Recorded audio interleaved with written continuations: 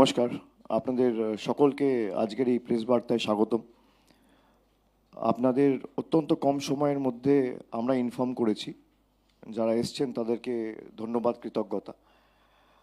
আজকে আপনারা জানেন কিছুক্ষণ আগে বিজেপির তরফ থেকে দেশের স্বরাষ্ট্রমন্ত্রী এই নির্বাচনের যে তাদের দলীয় ইস্তেহার বা ম্যানিফেস্টো বা সংকল্পপত্র, তারা তো আলাদা আলাদা নাম দিয়ে ডাকে। কেউ প্রতিশ্রুতিপত্র, আগেরবার বলেছিল সোনার বাংলার সংকল্পপত্র, এবার দেখলাম সোনার বাংলা কথাটা কোথাও নেই। তার কারণ তারা হয়তো ধরে নিয়েছে যে বাংলা সোনার বাংলায় পরিণত হয়েছে। এতদিনে অনেকবার এসছে তো, অতীতেও অনেকবার আসার অভিজ্ঞতা হয়েছে বাংলায় গত 5 বছরে, বিশেষ করে গত 6 মাসে নির্বাচনের সময়।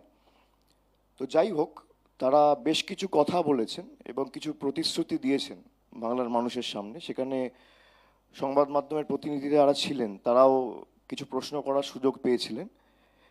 কিন্তু আমি পয়েন্ট ধরে ধরে তারা যে 15টা প্রতিশ্রুতি দিয়েছে এবং এই বিধানসভা নির্বাচনকে কেন্দ্র করে তারা সেটা বলেছে ভরসার শপথ। আমি আশা করেছিলাম যে যেভাবে গত 6 মাস ধরে এসআইআর এর নামে নির্বাচন কমিশন এবং বিজেপি বাংলায় প্রহসন চালিয়েছে, স্বরাষ্ট্রমন্ত্রী এসে আগে বাংলার মানুষের কাছে ক্ষমা চাইবে, তারপর তার বক্তব্য শুরু করবে। তার কারণ উনি ক্রোনোলজির কথা বলেছিলেন, উনি ডিটেক্ট, ডিলিট, ডিপোর্টের কথা বলেছিলেন এবং এসআইআর হচ্ছে ডিটেক্ট করার প্রথম ধাপ। এটা তার কথা অনুযায়ী, আমার কথা নয়।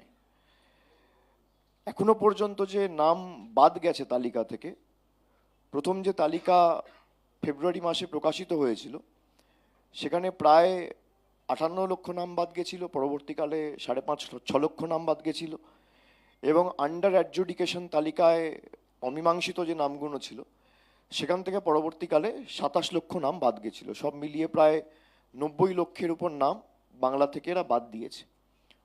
তার মধ্যে প্রায় 63% নাম হিন্দু বাঙালির, যারা আসামে এনআরসি করতে গিয়ে 19 লক্ষের মধ্যে 12 লক্ষ হিন্দু বাঙালিকে এনআরসির তালিকায় ইচ্ছাকৃতভাবে ডিপোর্টেশন ক্যাম্পে পাঠানোর জন্য, বাংলাদেশে পুশব্যাক করার জন্য টার্গেট করেছিল।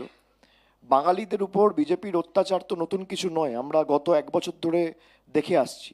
বিশেষ করে বিজেপি শাসিত রাজ্যগুলোতে বিভিন্নভাবে বিভিন্ন সময় কেউ বাংলায় কথা বললে, কেউ নিজের পছন্দের খাবার খেলে, কেউ বাড়িতে বাংলা ভাষায় কথা বললে, এমনকি আসামের মুখ্যমন্ত্রী প্রকাশ্যে আপনারা দেখেছেন বলেছে যে বাংলায় যদি কেউ কথা বলে তাকে জেলে ঢুকিয়ে দাও, তাকে অ্যারেস্ট করো। এবং যে নেতাগুলো বাঙালিদের বিরুদ্ধে এই কথাগুলো বলেছে বিগত দিনে, তাদের সবাইকেই প্রায় বিজেপি পুরস্কৃত করেছে। তাদের বিরুদ্ধে কোনো দলীয় স্তরে ব্যবস্থা বা কোনো রকম কোনো ব্যবস্থা বিজেপি নেয়নি।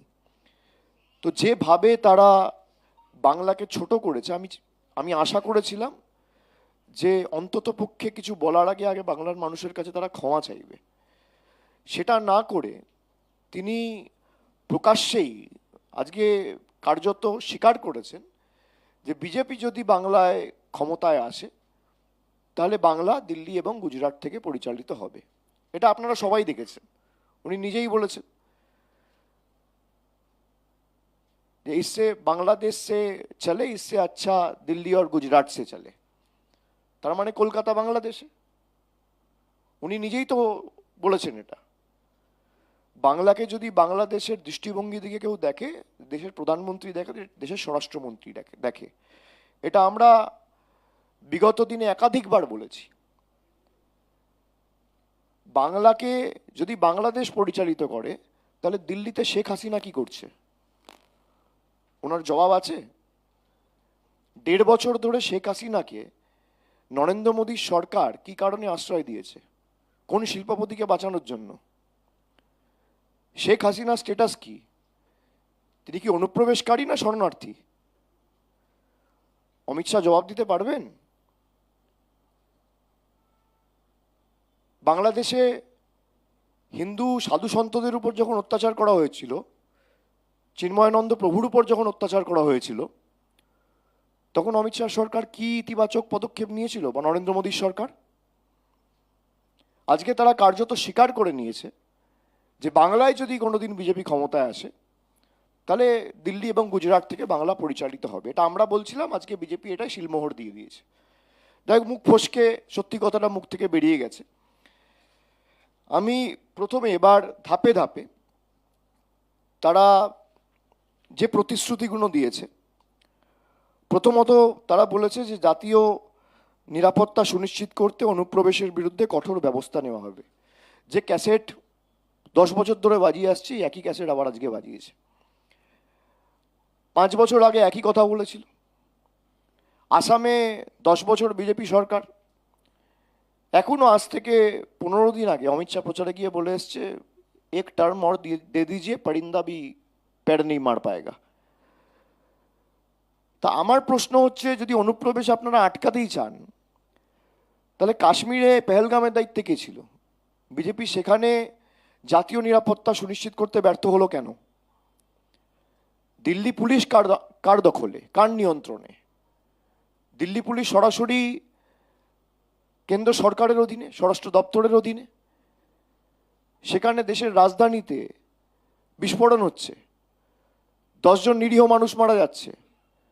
জঙ্গিরা ঢুকে দিনের আলোয় পেহেলগামে 27 জন নিরীহ দেশের নাগরিককে, একজন নেপালের নাগরিক সহ 26 জন ভারতীয়কে মেরে দিচ্ছে।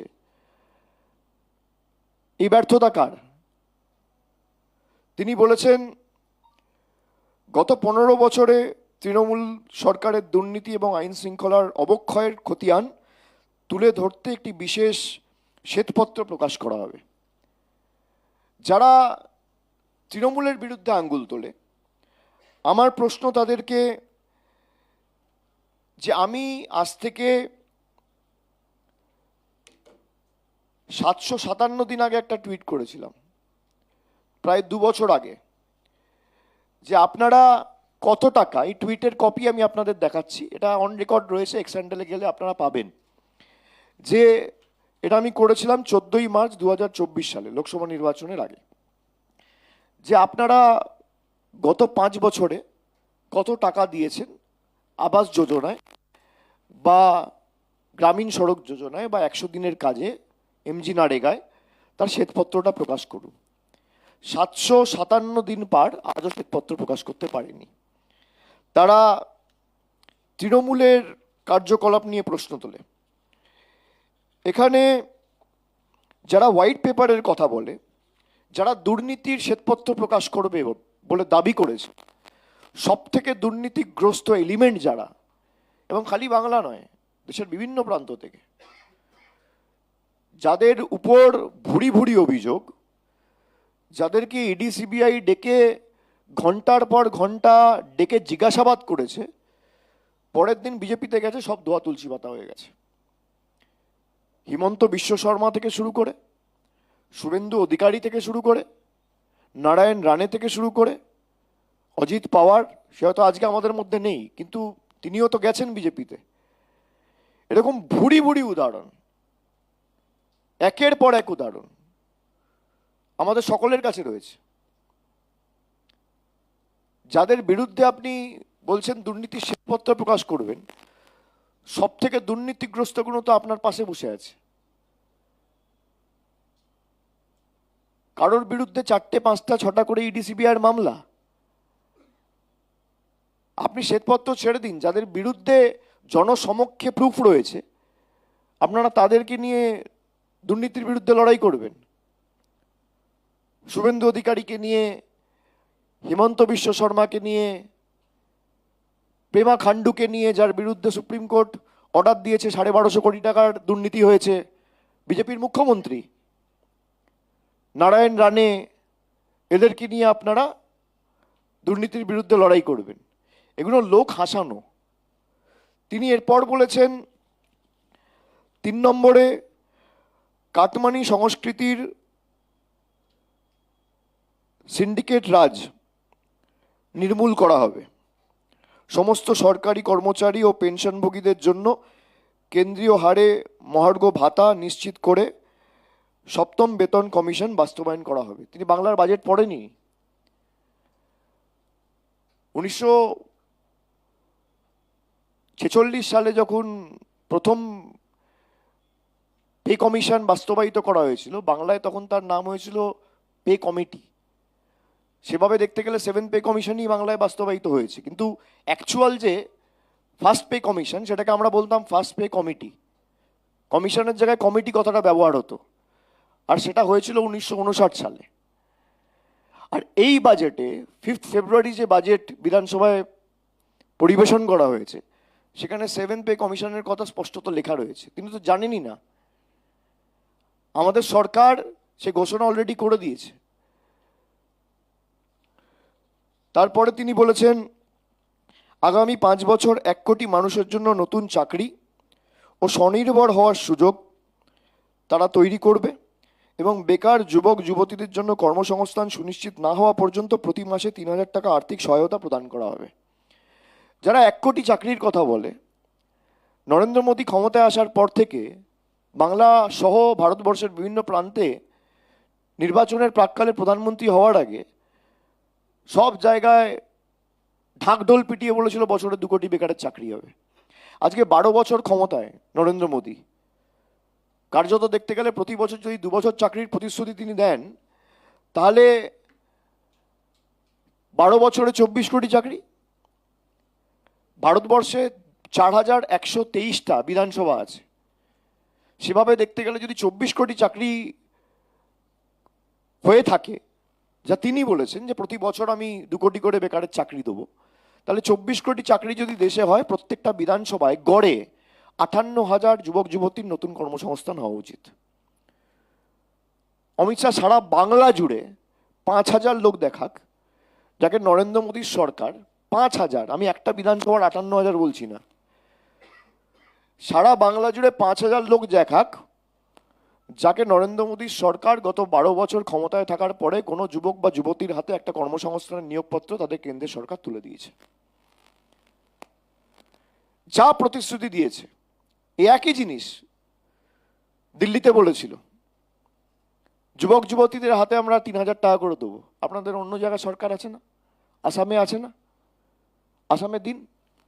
ত্রিপুরায় আছে, পাশে বিহার, রাজস্থানে আছে, ইউপিতে আছে, ঝাড়খণ্ডে আছে, গুজরাটে আছে, ছত্তিশগড়ে আছে, অরুণাচলে আছে, একাধিক রাজ্যে এনডিএ সরকার।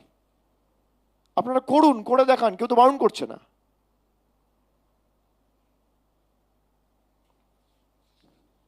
এরপর তারা বলেছে মহিলাদের নিরাপত্তার জন্য থাকবে বিশেষ মহিলা পুলিশ ব্যাটালিয়ন, দুর্গা সুরক্ষা স্কোয়াড। যাদের দলের নেতা সাংসদরা মা দুর্গার বংশ পরিচয় নিয়ে প্রশ্ন তোলে, দুর্গাপুজো যে কমিটিগুলো কলকাতায় করে তাদের বিরুদ্ধে ইডি সিবিআই আয়করের নোটিশ দেয়, তারা নাকি দুর্গা ঠাকুরের নামে নতুন সুরক্ষা স্কোয়াড তৈরি করবে, তারা নাকি মা দুর্গার নামে সুরক্ষা স্কোয়াড তৈরি করবে। তাহলে যে নেতাগুলো মা দুর্গার বংশ পরিচয় নিয়ে প্রশ্ন করেছিল, তারাই এই নির্বাচনে আবার টিকিট পেল কি করে? তারা এই নির্বাচনেও আপনাদের দল কেন টিকিট দিল তাদেরকে? আপনাদের সরকারই তো কলকাতায় যত পুজো কমিটি রয়েছে সবার বিরুদ্ধে আয়কর নোটিশ দিয়েছিল তৃণমূলকে জব্দ করবে বলে। আপনি বলেছিলেন নারায়ণী ব্যাটালিয়ন করবেন আজ থেকে 10 বছর আগে, প্রধানমন্ত্রী নিজে এসে বলেছিল, হয়েছে কুচবিহারে।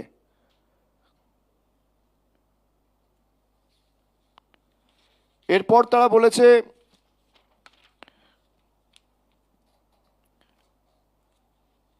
মহিলাদের স্বাবলম্বী করতে প্রতি মাসে 3,000 টাকা করে আর্থিক সহায়তা প্রদান করা হবে। নতুন জুমলা। আমি একটা ছোট্ট ভিডিও খালি আপনাদের দেখাবো, ভিডিওটা চালাও।